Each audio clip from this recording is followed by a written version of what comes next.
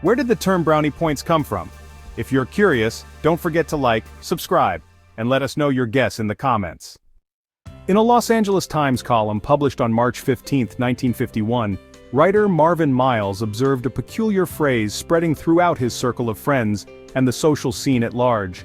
While standing in an elevator, he overheard the man next to him lamenting lost brownie points. Later in a bar, a friend of Miles's who had stayed out too late said he would never catch up on his brownie points. Miles was perplexed. What esoteric cult was this that immersed men in pixie mathematics, he wrote. It was, his colleagues explained, a way of keeping score with their spouses, of tallying the goodwill they had accrued with the little woman.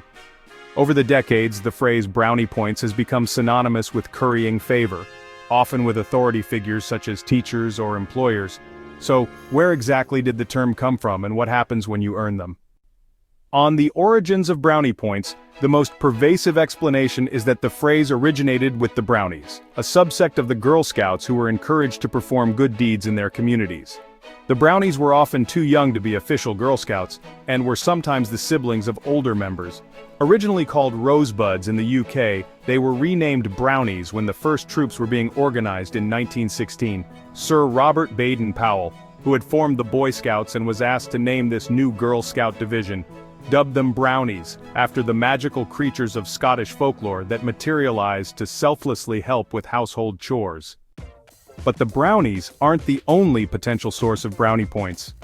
In the 1930s, kids who signed up to deliver magazines like the Saturday Evening Post and Ladies' Home Journal from Curtis Publishing were eligible for vouchers labeled greenies and brownies that they could redeem for merchandise. They were not explicitly called brownie points, but it's not hard to imagine kids applying a point system to the brownies they earned. The term could also have been the result of wartime rationing in the 1940s, where red and brown ration points could be redeemed for meats. The phrase didn't really seem to pick up steam until Miles's column was published. In this context, the married men speaking to Miles believed brownie points could be collected by husbands who remembered birthdays and anniversaries, stopped to pick up the dry cleaning, mailed letters, and didn't spend long nights in pubs speaking to newspaper columnists. The goal, these husbands explained, was never to get ahead. They merely wanted to be considered somewhat respectable in the eyes of their wives. Later, possibly as a result of its usage in print grade school, students took the phrase to mean an unnecessary devotion to teachers in order to win them over.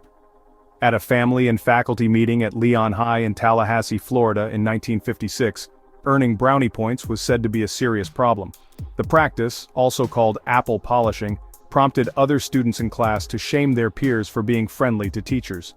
As a result, some were reluctant to be civil for fear they would be harassed for sucking up. In the decades since that time, the idiom has become attached to any act where goodwill can be expected in return, particularly if it's from someone in a position to reward the act with good grades or a promotion. As for Miles, the columnist declared his understanding of brownie points came only after a long night of investigation. Arriving home late, he said, rendered him pointless.